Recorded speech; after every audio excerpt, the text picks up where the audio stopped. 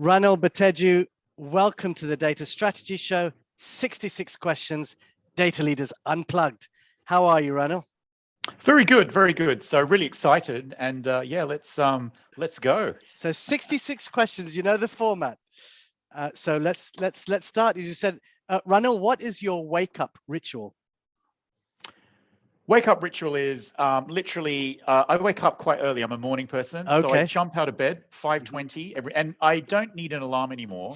It's literally kind of mind switches on at 5. I lie in bed for about 20 minutes, and I try and do some in bed insight meditation for 20 minutes, just lying in bed, just and then have a shower, get dressed, go downstairs, feed the cats. I've got a couple of cats now. I take a bunch of vitamins. So since COVID, I'm quite on that. And then walk to the station. And then again, it's like, right, I love getting to the office a bit early. And then it's that morning time that I do my sort of best work. So I have a really busy day, but getting in early gives me like an hour and a half, couple of hours to like just get my own work done. And just get your focus as well, right? Get really focused. And yeah, absolutely. So I'm not I hate staying back at the office. I like to leave early and get time with the family. So I kind of get in early, and that's kind of where I do my best thinking. Mind's fresh. And just kind of power through my own stuff. Yeah, very good, very good. What would you say is your biggest strength? Biggest strength is I am really determined. So if I set my mind to something, I will get it done. And I really like to write goals down and then review them, or write them down at the start of the year. If I take the effort to write the goals down, invariably, if I look at them at the end of the year, I've done most of it, right? So I think that whole process of writing a goal and then almost psyching your mind to get that done to the point where at the end of the year, often you've forgotten what you've written down, but you look at what did you actually do. So that's kind of that belief that, right, if you write something down, get a goal, get it done. That's kind of my I like that determination. I feel kind of that's you my feel core accomplished thing, really. Yeah, absolutely. Yeah. What's the biggest learning experience you've had? Biggest learning experience is you've got to build an incredible team around you, right? So basically, there's you're never going to force multiply yourself just by your own work. What you've got to do is hire a team of superstars that are actually better than you. Being really confident to say, you know what, I'm going to hire people that if the tables were turned and I had to work for them, I'd be very comfortable with that. And really almost a team of where you're the first amongst equals is the only way to go. And it's the only way to get things done at scale. But it's also the best way to learn, right? So that's how I learn now is I hire people way smarter than me who know topics that I know nothing about, and then just learn from them. Yeah, I love that. I love that. Very similar to when I worked in corporate. Yeah. I think you have to. I mean, you simply can't know everything, can you? It just doesn't work that way. In years gone by, right, there'd be people where they'd almost go to a meeting and then literally the hour before they get their team to prep them. And it's like, what are you doing? It's like, no, I know. That doesn't work. So I never wanted, it's like, I'm going to take the person that knows you should go, or I'll take you with me and you speak. That's how we do it. Agreed. Are there any hobbies that you will never give up?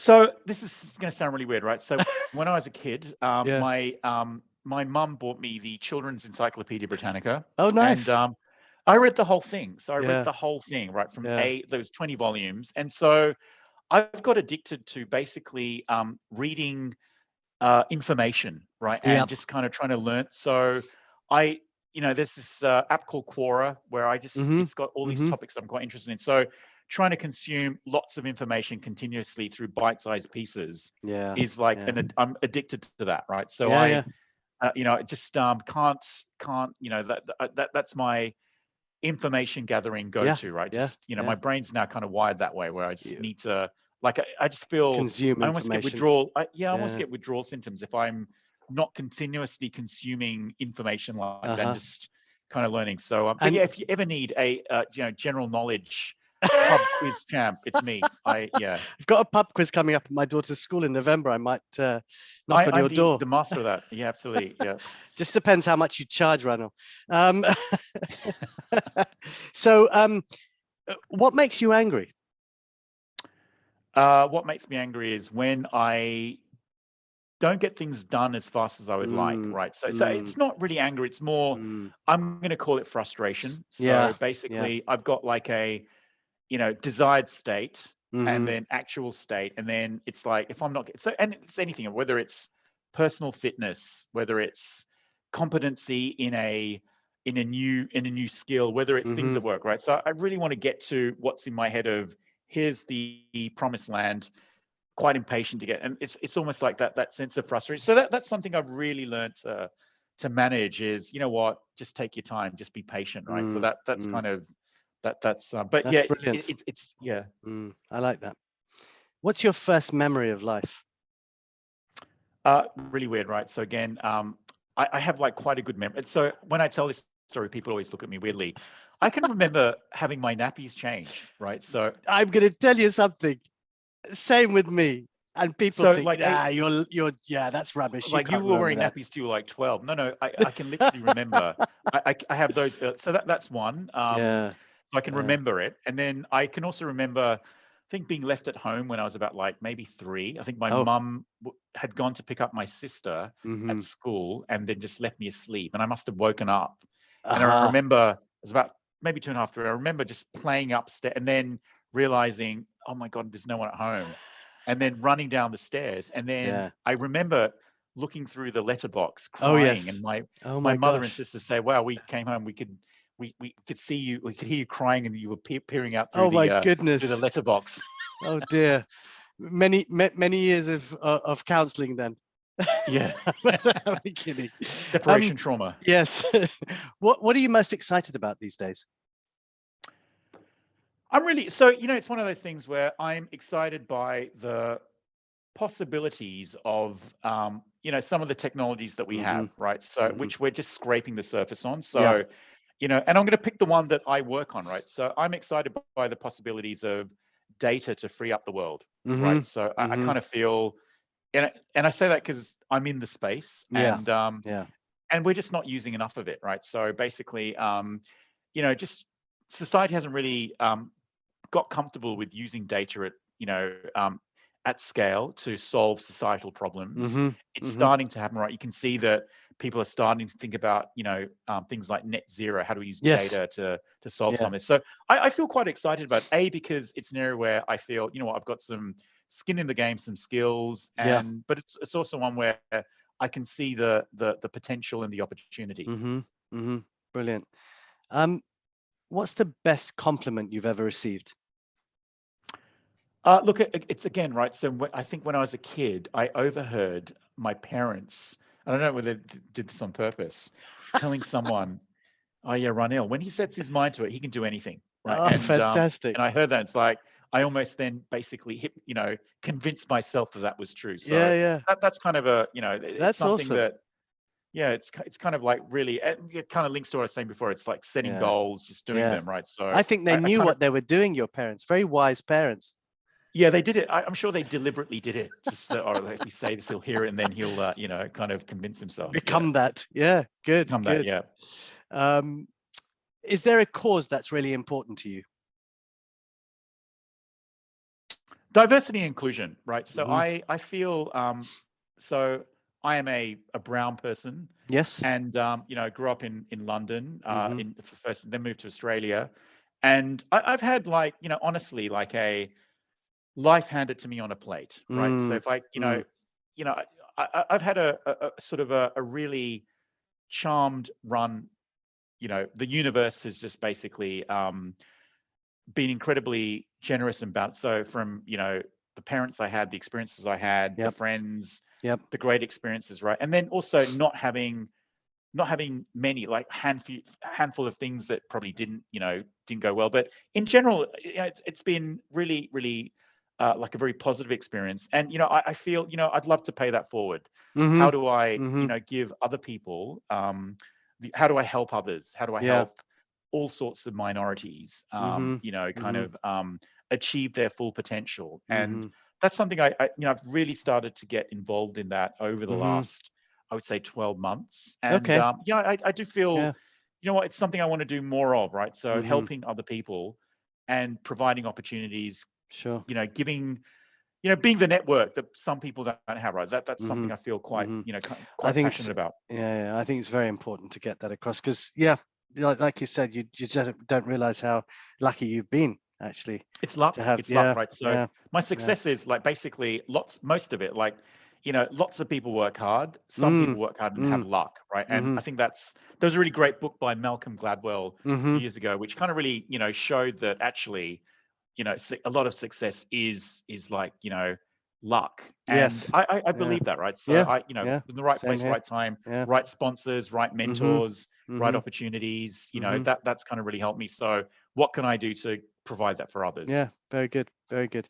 What makes you smile the most? What makes me smile? Some of the things my kids say, right? So basically, I mean, they are incredibly, direct, and they kind of like every day feels like the emperor's new clothes, right? Is So that I'm the emperor. Aussie? Is that the Aussie style? Yeah, so I don't know where they got that. Probably their mum's a Kiwi, so that's probably where they learned. Yeah, but it's like I'm never allowed to feel even remotely, have a big head. So just the constant berating of me and just belittling.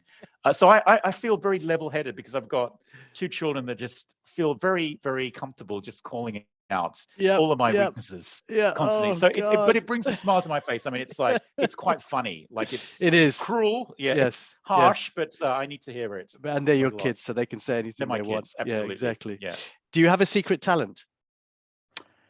I tried to learn the blues harmonica when I was like in my late teens, and so that is something where I feel if I was ever on a life raft or stranded somewhere with a harmonica, I'm sure I could entertain some people with with my blues notes. Yeah, or yourself.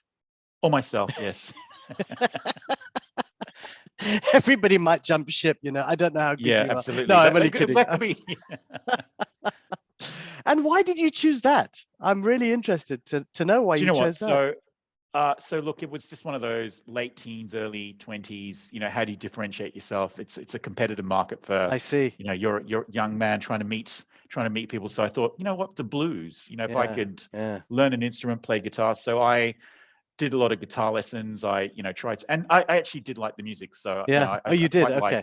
I quite liked the blues and thought it was very soulful. But just the concept of you can express yourself with this little thing that you can keep in your pocket, and then bust that out, and then just kind of make music was something that appealed to me. Yep. As a young 20-year-old, yes, I get it. If you weren't doing what you're doing now, what would you be doing? Yeah, really weirdly, right? So I would have been an engineer. So basically, so bizarrely, right? So lots of people have goals and ambitions. Mine from when I was a very little boy was to be a chemical engineer. It was very specific. Wow, very specific. Yeah, very. So my dad had a friend. My dad had a really good friend that was a petroleum engineer, and I really liked him. He was a really nice, like a kind of a godfather type figure. Oh, right. Yeah. And he talked to me about his work. It sounded really interesting, and I felt, you know what, and so I really wanted to do that. And I do work experience when I was at high school. I studied that at university and did a lot of work. And I really loved it. The work itself was actually quite, because solving problems using lots of optimization and maths. And so I kind of, and a lot of my friends stuck with it. Okay. Unfortunately at the time so I did it for a while, and then I had kind of other things going. So I was doing that in Australia, where typically that sort of work, you're out in the boonies, right? So on an oil rig off the coast, or in some sort of desert mining town, right? So I kind of felt, actually, love the work, love the people, but there's a big city out there, like the big world. I'm sort of missing out. So I sort of, but if I hadn't done what I was doing, I would have stuck with that. Like it's not as glamorous as data and analytics, particularly in financial services, right? But it's, you're doing really good, honest work, right? And I actually did like the kind of the rigor of it, like it's it was, you're not messing around with PowerPoint, you're actually solving real problems, right? So I did like that aspect of it. Well, I must say you're the first person who said that data and analytics is glamorous. So that's definitely it is now sexiest job of the 20. No, it's you know, I don't know who you're meeting. Some data analytics is now like, well, I've just met you, so I know the glamour behind it now. I mean, went from nothing to now actually people go, oh, whoa, like data and analytics, you know, data engineering, data science, machine learning. Now it's gone from literally like basically people looking at you and just like you're a nutter. You're a nutter to now, wow, that's actually pretty cool. Well, that's cool. Yeah. No, but it's like literally, it's sort of, you know, last 5 years, it's become mainstream. I can now tell people what I do without, you know, them walking away. Walking away, you know, or just assuming, oh, like, and spending hours trying to explain, geek. right? Yeah. No, you're right there. You are right. As soon as you say data and analytics, people say, oh, you know. But I think it was just great that you've labeled it as glamorous. So you're the only person I know that says it's glamorous. So it's great. What are the 3 things that you can't live without? I can't live without good food. So I'm quite I'm a foodie. So I love you know, and you know, it's like a broad range. Like I really like lots of variety, lots of you know, ethnic cuisines, lots of food from all around the world. So that's number 1. I love music, and similar to food, right? So I love all music, right? So I could listen to anything from, you know, African house to blues to opera to classical to you know, Tibetan throat singing, right? So kind of just music is music, right? And then the third thing is other people, like company, like really, you know, just and you know, it's not like I need to surround myself with people all the time, but it's more, you know, just the few interactions that you have a day make it, you know, it's you know, whether it's talking to the person that's vacuuming the carpets at the office, to having a chat to some random person that you met while you're making a coffee, all of that. So those 3 things, those social interactions, social interactions. So it doesn't even need to be friends. It's more just that I crave that, and that's what I really missed during the pandemic. What fictional character would you want to be? What fictional character? That's a look. Probably there was like I'd say a protagonist from an Ernest Hemingway type book. So he wrote this book in the 1920s.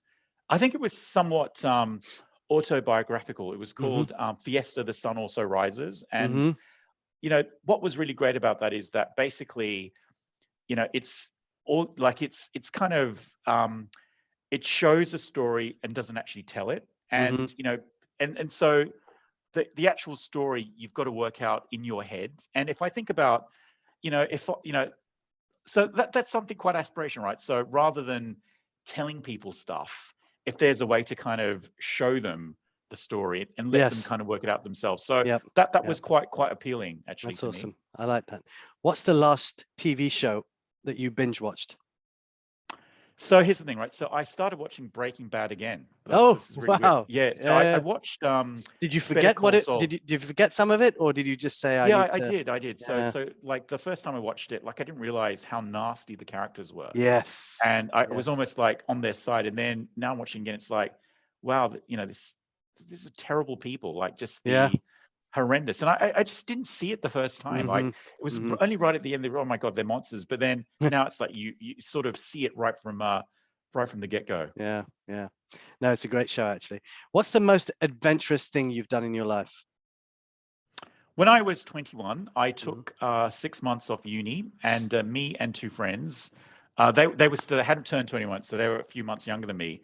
We decided we'd take time off and do like a big road trip across the Americas. Right? Oh, nice. So we landed in LA, and the goal was that we'd drive all the way from LA all the way down through to South America, right? So unfortunately, we didn't get that far. So when we got to Tijuana, literally the first night there, we got robbed, and we decided, you know what, let's not go any further south. Oh, so my we spent the 6 months we drove, but driving through the south of the United States, and that was it's beautiful. That was kind of no, but it was really interesting. Like it was, you know, just I hadn't realized how different America was. Oh like, gosh, yes. Growing up in, you know, England and Australia, right? You just consume American TV, but you actually realize, when you're there, you know what? The culture is really different. It's very interesting, but it's not like it's on TV. No, so it was not at all. Great experience. Yeah. No, I agree with you on that. How would you define yourself in 3 words? I'm quite I'd say I've got like a lot of energy. So Mm-hmm. I do, and to the point where I think when I was a kid, my, I guess my parents and teachers would have almost described it as like fidgety, just that kind of, so a lot of energy, right? So I've Mm-hmm. got, so I'm quite energetic. I'm quite curious. So I Mm-hmm. really want to understand why, and, curiosity, like I wouldn't say nosy. I was actually interviewing someone recently that they described themselves as nosy. So no, I think you mean curious. Yeah. It's a better word. So I'm quite Nosy. curious though. I'm quite Yeah. curious. Yeah. And then probably the third thing is, I probably I do want to kind of like I guess I do push myself sometimes. So Mm-hmm. that's it's something that if I've again this whole goal thing, right? If I've got a goal, I will almost go a bit extreme and a bit overboard to try Mm-hmm. and achieve it. Mm-hmm. Mm-hmm. Perfect. Um, is there anything, which I'm sure there is, but is there anything specifically that is currently inspiring you in the data world right now? What's kind of really inspiring me is kind of again, right, the whole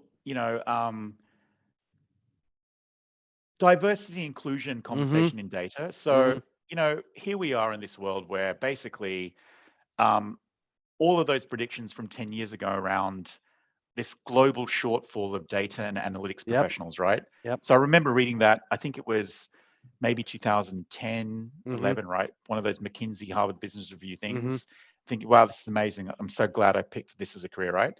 Here we are, like 12 years later. That has turned out to be true. And Mm-hmm. so what that's meant though, it's really forced everyone to really think about, what, there's this skill set that we need, and we want to have a lot more of the people with these skills, and so Mm-hmm. therefore we need to be very creative about how we build our own pipelines. We can't just relying on hiring is just not going to work anymore. So what that's meant is people all over the world who lead data teams have now got to think a lot harder about who is it that they really want to hire? What are the Yep. skills? And is it the Yep. people that went to the Ivy League or Mm-hmm. the Russell's group, Mm-hmm. or is it Mm-hmm. actually what are the actual types of traits and Yeah. behaviors, and where do Yeah. I get those? And just Mm-hmm. opening their mind to, do you know what? Actually, if I'm really honest and look at my leadership team, none of them really did data science sort of type backgrounds. They've Mm-hmm. done a whole range of Mm-hmm. things. Mm-hmm.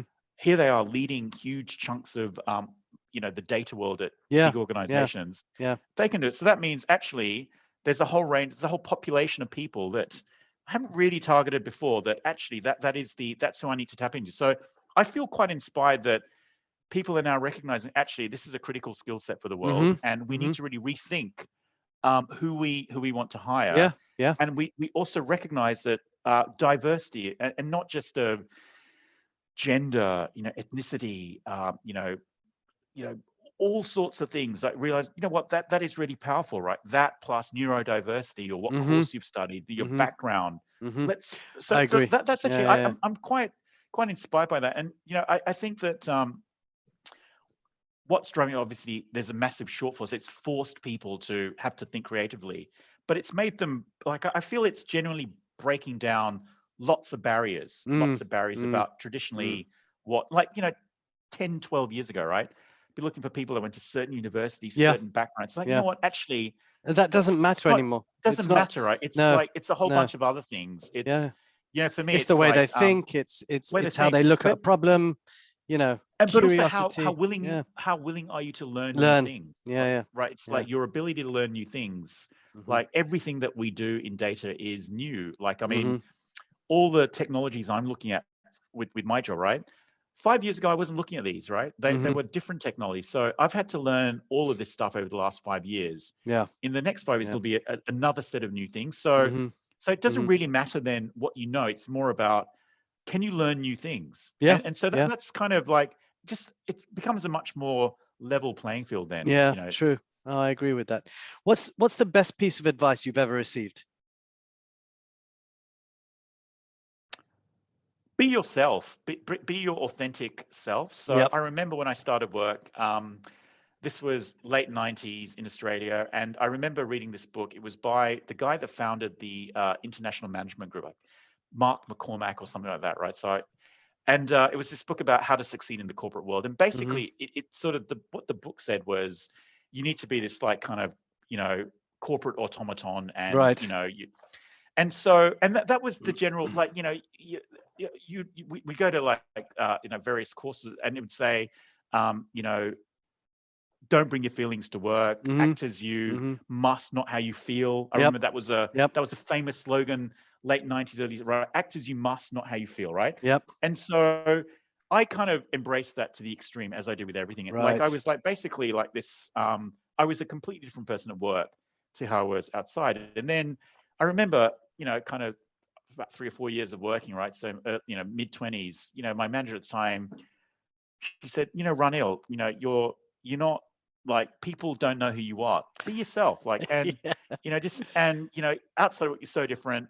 That's who you are. And that was kind of really, really great advice. And that's I really try and just be my authentic self at at work, like the same person I am at home. I And think you like, have to be it's a constant nowadays. effort, right? So you get socialized a different way, You and do. so that's something I'm still kind I of feel think like a lot of people have that veneer, and that's the bit which like you said, I had this corporatized veneer, which I had to act in a specific way. But actually, when you talk about diversity and inclusion, wow, people are all extremely different, and you really want to see the true nature of who they are, and then you can feel like comfortable when working with them and understanding their background and who they are specifically, because that's the only way you're going to get the best out of them. So I think it's really, really, really important to think like that. Do you remember the moment that your career completely changed?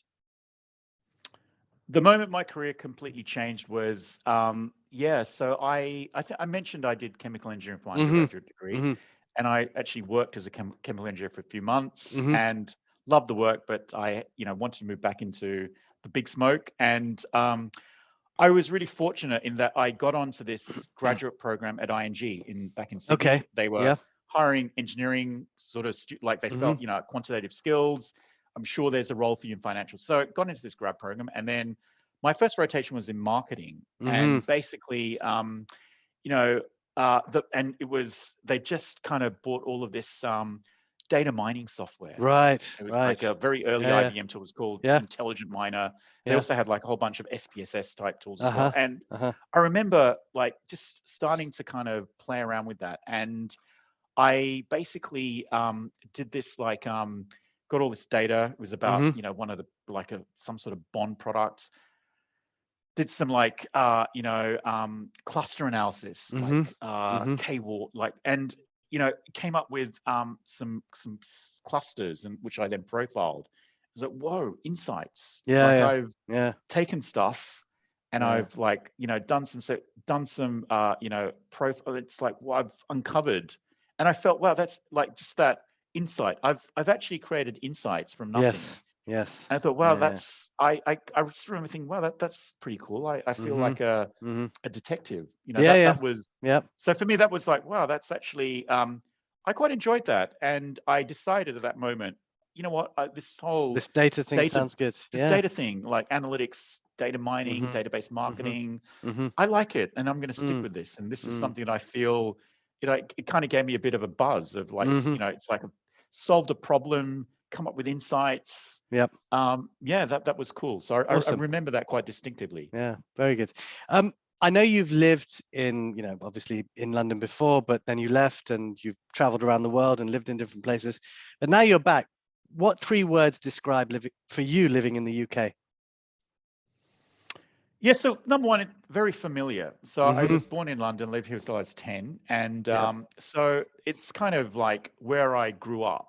Yeah. And so so when I was 10, we moved to Australia and then lived there, and then I think in my early 30s moved to Asia, lived in Singapore for a while, then Hong Kong. And when I was working in both places, I did a lot of travel in Asia, right? All over the world, in South America, Mexico, Middle East, right? And I think the thing about all those other countries were they felt very foreign, but also very exotic. And so whereas coming back to London, it felt like very, very familiar, right? Like, so in a way that was, well, just subconsciously, I kind of felt, so number one, it feels very familiar. It feels like, home, really. I mean, this is where, so that's number one. I think the second thing is, super blessed to be connected to like a load of stuff, like ideas, right? So Yeah. like literally, if I wanted to, like 3 or 4 times a week, I could meet all sorts of interesting people in the sphere that I'm in, right? Yeah. So some Yeah. of the smartest minds in data, machine learning, ethics, Mm-hmm. AI, fintech, right? Mm-hmm. There's just a load of stuff going on where you can meet like the most interesting people, and just like there's a lot of ideas, right? So Yeah. it's Yeah. I look, and having been to sort of Silicon Valley, right, which is super spread out, and London's quite different. There's a real concentration of people on, particularly in the world of data and, Yep. and machine learning. Like there's a lot of ideas and insights, right? So Mm-hmm. so just that feeling of being connected. Mm-hmm. I think the third piece is it is definitely the most cosmopolitan place in the world, right? So Mm-hmm. it's there's like literally it is the capital of the world. I Yeah. think that London and New York are always touted as the two alpha cities. I think London's definitely more international. Like there's just like it is literally wherever you are, like whatever country, you have some sort of connection with London. So those are the three things. Yeah. Yep. Great. We talked about music previously, but what's heavily played on your music playlist right now? Yeah, so two things. So African house. So basically, house music from Africa is like really, so there's a South African DJ called Black Coffee. And so this is all through the Spotify stuff, right? So Yeah. it's not like I'm cool, but my wife and kids have much cooler music. And somehow it's sort of, so that's definitely a lot of, kind of that type of music. I'm sort of really, really into that. That's probably, and then always, right? So, just with my age, right? So as a kid, was the 80s were quite big. So 80s synth pop, I think right. is Yeah. So just always so those two things. Those so a two bit of places. yeah. Good. Cool. What 3 things are at the top of your bucket list?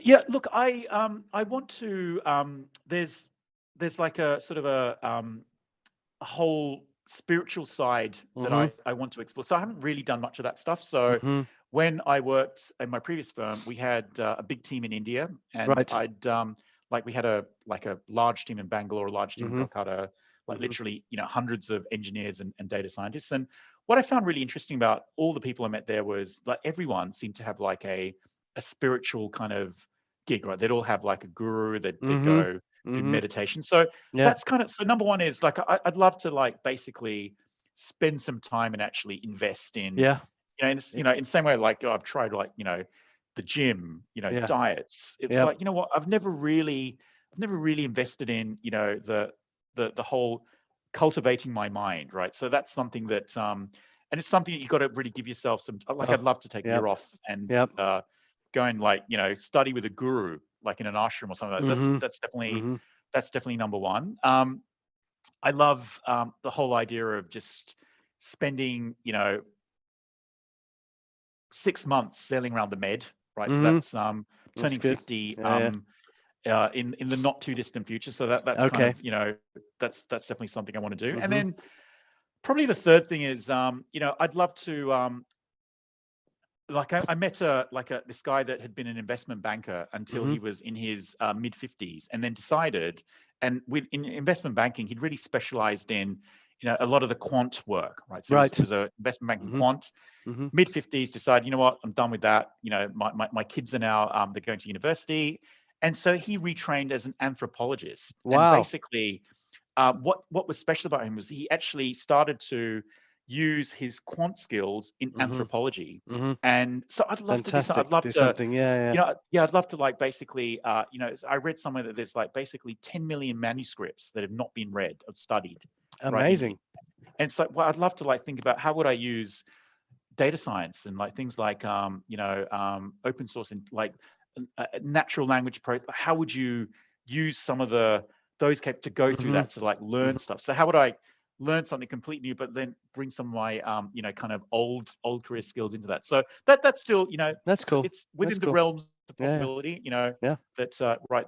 At some point can I retrain? But I'd love to use the data skills in a completely different field. In a field that no one's really using that. So brilliant. I love that. What book did you most recently finish? So it's a book called Invisible Women, and I read this yes, I've got over it. the over the summer, right? So I was had a nice summer holiday in Greece. And then my daughter, like we're at the airport at Heathrow, and she said, "Daddy, you should read this book." And so I was, why? It's about data. It's about women, Yeah. And so I bought it, and then I read it, and it Mm. basically totally shocked me. So it was Mm. the Mm. as you read the book, right? So it's It's on my shelf, right? I can see it from here, Caroline Criado Perez, and yeah. So like, my wife is reading it at the moment, and I'm yeah. So going to read it after. the core premise is that Yeah. basically we don't capture data on women, on Yeah. gender, right? And therefore we live in a world where the data that we do capture is for men, and it's very averaged. And so therefore a lot of how the world is designed doesn't suit women. And it had Yes. all of these, case studies from so for example, right, you know, toilets at any venue, like even with 50-50, that's never enough, right? So Yep. women use toilets very differently. Often they've got like kids, babies, that uses patterns are very different. So a 50-50 is never going to work, right? Or it had things like in most offices, the air conditioning is set to this point that is been sort of calibrated for a 25 to 40-year-old average weight male, and then women have a different kind of temperature sort of, so Yep. they feel Yep. cold. And Yep. I remember like for decades really think, wow, why are all the women wearing pashminas in the Yeah. office? Yeah. Yes. Is Well, this, now you and it's know. like, actually no, it's not a style thing. It's because the air Yeah. conditioning is too cold for Yeah. women, Yeah. not Yeah. for Yeah. men, right? So True. but the book was full of this sort of stuff. It was really, Brilliant. really shocking stuff, very horrifying. And Yeah. the core was like stupidity and laziness, right? It's like, Mm-hmm. you know what? Why are we like, why are crash test dummies not, why don't we have variations in that? Mm-hmm. Why, Mm-hmm. like all of these things were quite solvable, but it Mm. was, it was, Mm. it was very shocking. And I had to Mm. stop reading it many times because I was so shocked. It was like, I'd Mm-hmm. read it and it's like, I Mm-hmm. can't believe this. Yeah. Yeah. This is Yeah. shocking, right? So Yep.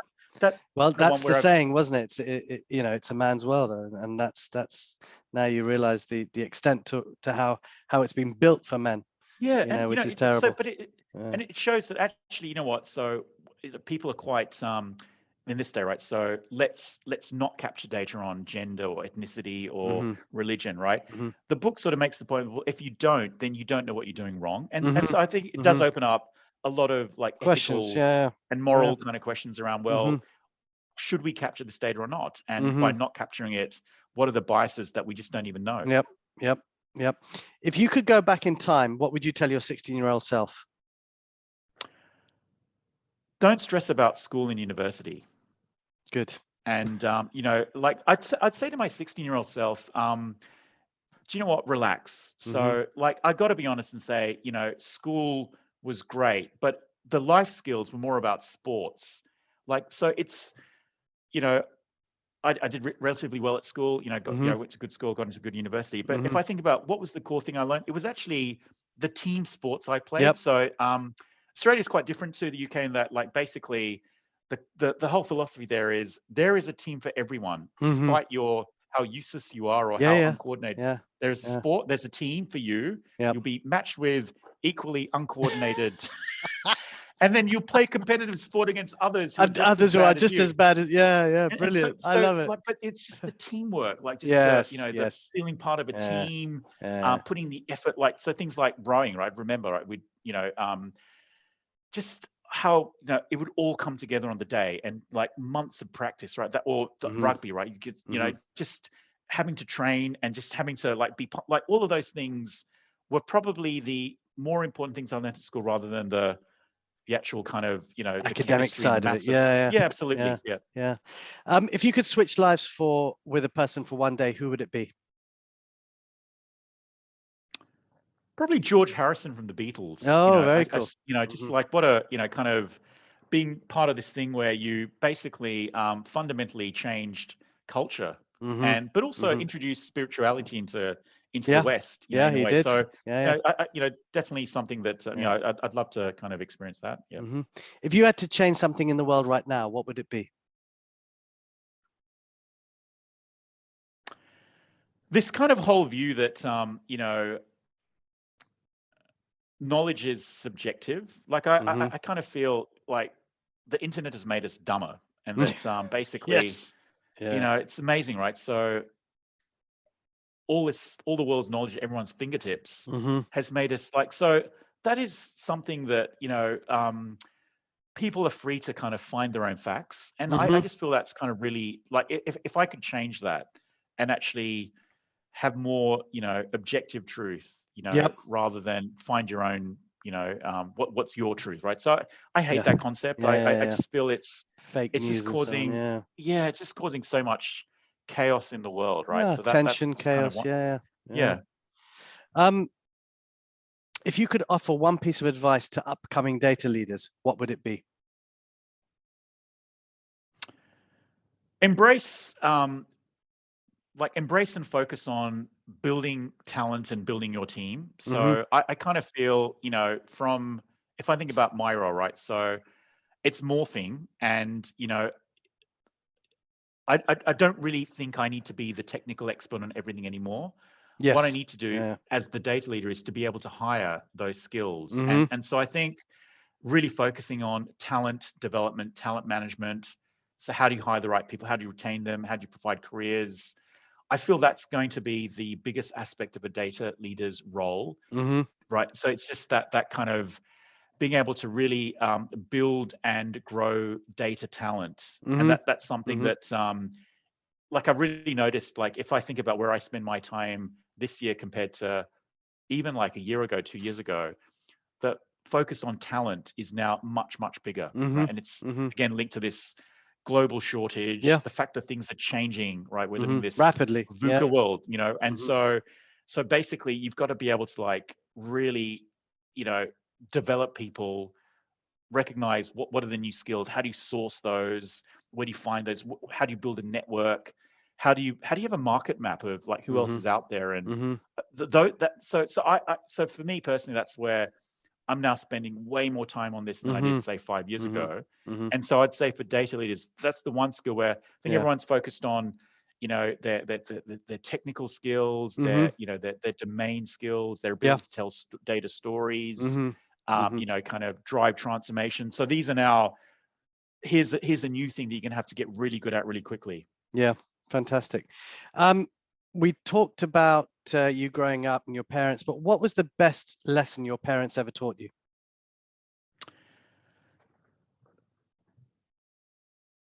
So the best lesson was to basically be, not judgmental. So I was actually really good at school. Like I did really well at school. I did really well at university. But then, for various reasons, I remember, one semester at university, I had a shocker. So from getting like high distinctions and doing really well, various kind of reasons. One semester I did really badly. In fact, I actually I think I failed a couple of subjects as well. Right. And so this was like my first big academic misstep. And I was really, I thought my parents would be quite brutal about it, right? So this was the year after, like maybe my first year at university, and I was still living at home. And I thought, oh, this is going to be, and they basically, look, don't worry, son, I'm sure you'll, pick you'll yourself do up. well. Yeah. And so it's like just that, that like look at the long game, right? So I think that's the, that's what I learned from them is, what, little things that go wrong, that doesn't make you, right? So there's a longer story, and then you can always come back from something, and so that was something which I hadn't expected them to do that. So so for me, it's having their own capability, my own kids, I think is really important. Yeah, absolutely. Well, sage advice that was. All right, we're gonna move a bit quicker now. Favorite food? Vietnamese food. So there's a specific thing called a banh mi. It's like this kind of Vietnamese kind of baguette, but it's like really crispy, not like a French baguette, and it's got all these delicious fillings. I grew up eating them in Sydney, but I didn't even know what they were. So because all the bakeries are run by Vietnamese immigrants, and they just have these. And so and then it was only years later when I moved to Asia. Oh, it's actually a thing. It's called a banh mi, right? Right.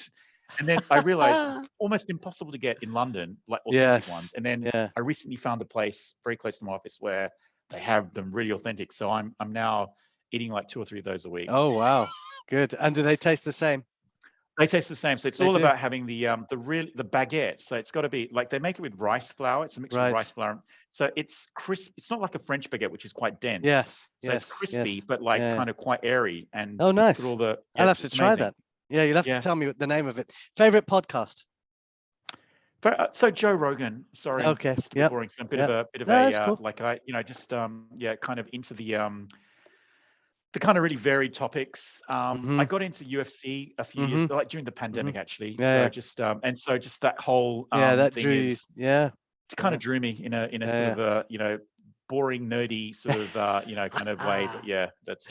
How do you relax?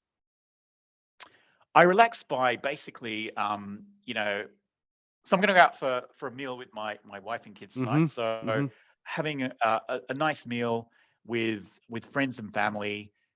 That's kind of my, That's nice. yeah, that's, I really love that. So I love that. I love traveling. So just getting into a completely different, like traveling is in going to places that I've never been, which are off the beaten track, and just doing, kind of almost like pretending that I'm some sort of, kind of 19th century traveler, right? So I love Explorer. that explorer. I love to, even though it's, Yeah. completely like, a fantasy, right? So I mean, we're all tourists, but I like that fantasy of being a traveler and like going to places off the beaten track and just experiencing different things. Who would you say is your biggest inspiration? I'd say my parents. Yeah. So I mean, they, my parents are from the island of Sri Lanka, so it was called Ceylon back then, and they kind of moved to London in the 1960s by themselves, both independently. So they both went to like school and university, like A levels and university here. And for me, it's like, wow, that was kind of quite brave. Yeah. Yeah. They did really well. They kind of really adapted, and then doing all that, they then picked themselves up and then moved to Moved Sydney, which again. was like Yeah. another move, and then they moved back to Colombo. So I mean, they've kind of lived a very adventurous life, right? I mean, I was just counting. My dad's been to like more than 50 countries. I Wow. think, wow, like for so just think, wow, that's kind of for me quite inspirational. Yeah. That just two fairly normal people can do kind of extraordinary things. So yeah. Yeah, agreed. What's something that you still have from your childhood? My coin collection. I have a coin collection. So I Good for collected you. coins. Yeah. So there's some really good ones in there. Yeah.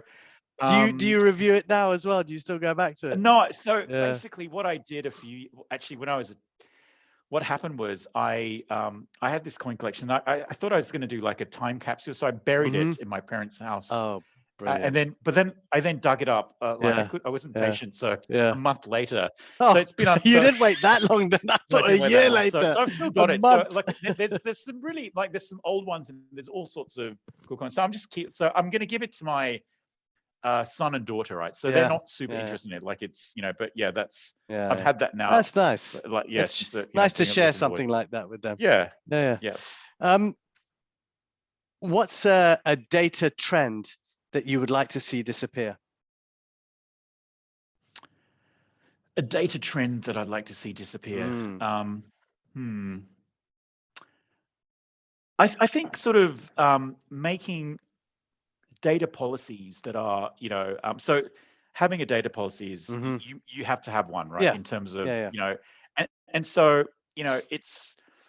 we just rewrote ours recently, right? So writing them in such a way that people can understand and engage with it. So that's something where over the last 20 years, right? So like you'd want to almost poke yourself in the eye rather than read one. Yes. And I think people are really sort of changing that to make them a lot more interesting for non-data people.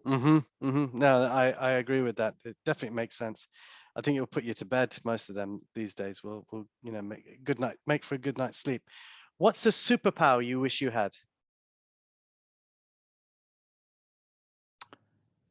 Not reacting to other people's emotions. So I, basically, if someone else is emotional, I find it quite difficult to just be completely unresponsive to that, right? Yeah. So it's like there are people where they just don't react, and I feel that's a really important. Like we work in difficult environments, and so to not react to someone else, I think is, and just always almost Stepping back, it, right? Yeah. Stepping back, right? So I think that's something I agree. that I wish I had, right? Great superpower, actually.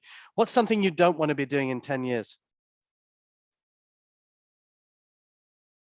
I don't want to be having to really convince people about the data business case, right? Right. So Okay. that's something that has changed. So Yeah. like I remember like 20 years ago, right? So that was the bane of my life, like building Yes. cases, trying to convince Hmm. people, trying to get. Hmm. So I think it's with tip, right? So where I work now, I'd say that the board and the CEO, no convincing required. They Hmm. get it.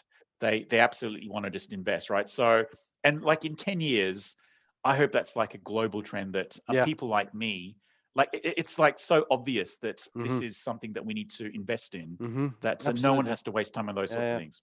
Well, we have to make it more glamorous then. It is glamorous already. It is But we have glamorous, to make it Samir. more glamorous. Even more, yes. um, Looking back on your life, is there anything you would have done differently?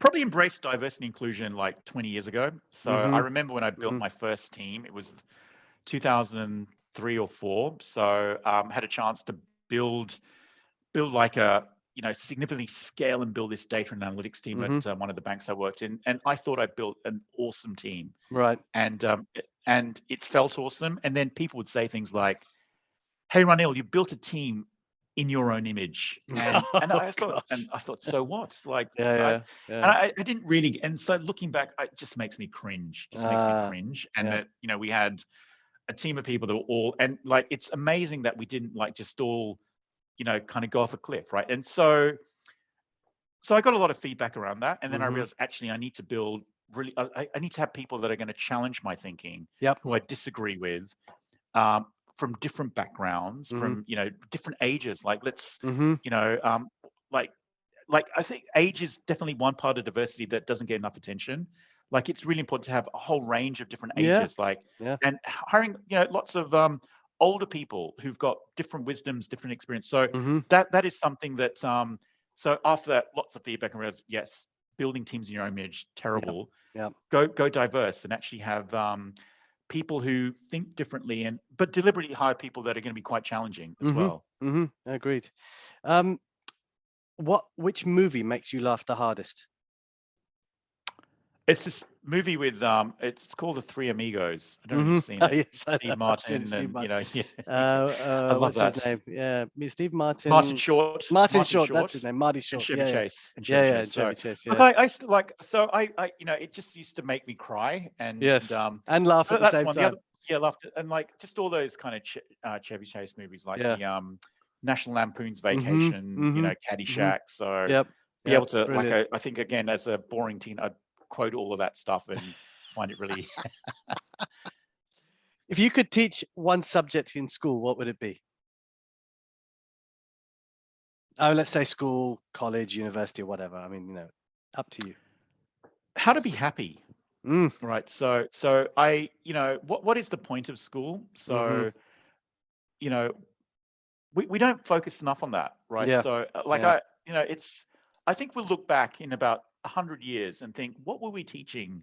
We've got this like Victorian approach to education where we're teaching Mm. people facts that are Or out of hopelessly date. Yeah. Yeah. Yeah. to Yeah. change that are Agreed. useless. And Yeah. actually, why don't we teach people at school how to be happy? And so I would love to teach that. I would love to Mm-hmm. work. But That's you got to something go that to the ashram for a year and hang out come with back your and just guru, teach people. and then come Absolutely, back. yeah, Exactly. That's what it yes. is. What's a skill that you're currently working on mastering? A skill that I'm currently working on mastering is, I would say, again, like my ability to build and scale Mm-hmm. teams. Mm-hmm. So, like, I kind of feel now to be a chief data and analytics officer, right? It's really about, are you able to, you know, be a machine at hiring talent? Mm-hmm. And Mm-hmm.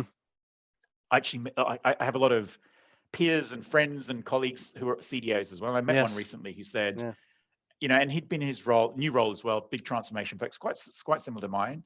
And a couple of years ahead though, because he started a few years before. Mm-hmm. And so he said to me, I've become a machine in hiring talent. I thought, you know what, Okay. I'm going to be, I Yeah. want to Yeah. be that. Yeah. Yeah. That's the core, that's the secret sauce. Like, Mm-hmm. how do you hire, how do you scale talent? How do you build Yep.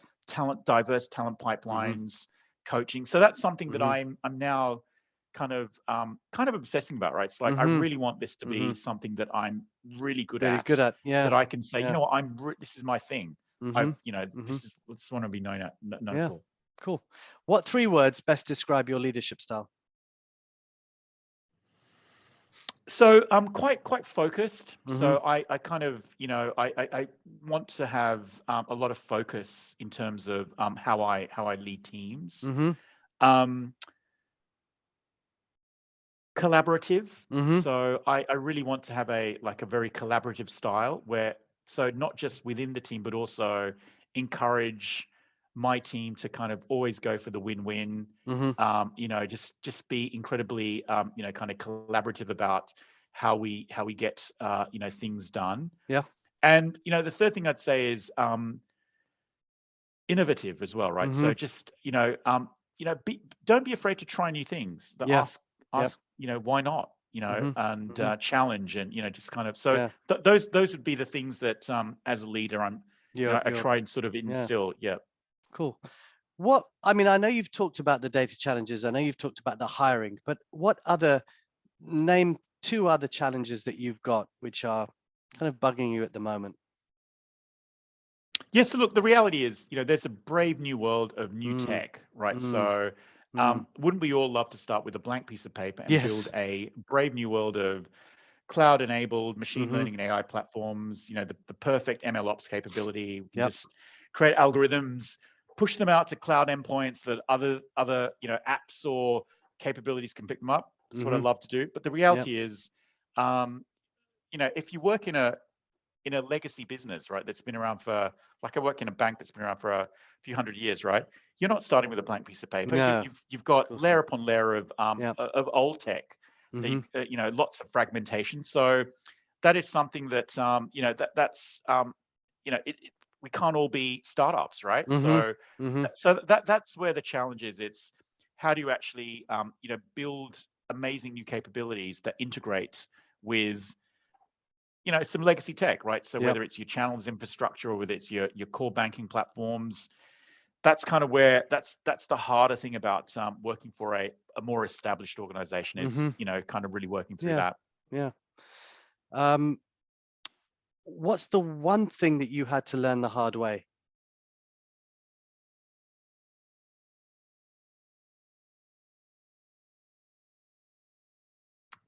Yeah, so I think it's around basically ramping up. So, and this is a mistake, and it took me like years of this, right? So there's an investment cycle, you get funding, and basically, but the funding requires people to do work, right? That's why you get the money. It's right. You get money, like some of it's for hardware, some of it's most of it's for people. And the mistake that everyone makes, and like even now going through this process, is like, you know what? The reality is you're going to need a whole set of new people with new skills. It's going to take you time to find them. Yes. You need to factor that in, right? So it'll take you 3 months to 6 months. Yeah. Whereas it's always been the clock starts on January 1. So I haven't got the team yet, right? So that's something that, it's one of those things where it's almost, I've done that so many times. It's like, now it's like, no, we're starting let's work through when we can actually get in the talent, hire the ramp up profile. Yeah, and then align that with what you're trying to achieve as well, and hopefully it'll hit at the same time, and you get that join. Yeah, no, I agree. I think it's interesting. Not a lot of people actually have brought that up, but I think specifically in data analytics, it's probably a very key aspect to what you're trying to achieve right now, especially if you've got pressures and those goals that you need to get to. So particularly like a lot of the funding's to do new things, right? Which are new for your organization, right? So we want to build a whole MLOps platform. Okay, so we need some very specific skills to do that. We don't have them. We're gonna have to have them, and then we've got to scale that team up, right? So those things, that's going to be a difficult find, isn't it? Yeah, that's right. But these things take time, and it's like just planning that through and just thinking that through. How do you handle pressure in your career? So look, I'd like to lie and say, not lie, but just kind of pretend that, it doesn't affect me. Cool, the reality is it does. It's like, what? So basically, when there's a lot of pressure, like I tend to kind of your brain is kind of working overtime. And what I try and do is so meditation does help. So I do at least so if the pressure's really on, I'll try and do like half an hour a day of just like basic insight meditation, just like concentrating on my, breathing in, breathing out. Yep. So do that, and then that kind of anxiety goes away. Right? So yeah, that's one. I think the thing about pressure, right? So this is what I didn't realize until recently is, what I've always convinced I can handle pressure. What happens though is I may look stressed, and unfortunately as a leader, right? So even though you've got a lot of pressure on and you feel you're handling it really well, but if you look a bit stressed, your team gets stressed as well. And that's the part where it's actually, so you may think you're handling well, but if it looks like, your expression is a bit more rigid, your emails are a bit more kind of, haven't got to the the dears point and the thank yous, to the point, a bit more direct. People then go, oh, okay, so I think that's part of it is, okay, so how are you manifesting that? Is that impacting others? And that's something that over the last kind of year, it's like being much more conscious of actually, you've got to be very aware of as a leader. Others are watching you and they're like looking for the signals. Oh my God, he seems a bit kind of not as chirpy. Should I feel as well? So that's something that I think I'm a lot more conscious of nowadays. Very good. No, I think that's very good. What's something that you notice about someone when you first meet them? You know what? How interested or curious they are about stuff, right? So it's like, for example, like it's things like do they ask follow-up questions? Are they are they interested in, are they like, it's like I'm quite a curious person. I'm always intrigued by others that are, but also others that are not. It's like, wow, that just wow, they were completely disinterested in any of, like, didn't ask any. So that's like that always kind of like it's either a very positive thing, it's like slightly, or it's a bit, they were completely like not interested. And I wonder why. I wonder what's going on there.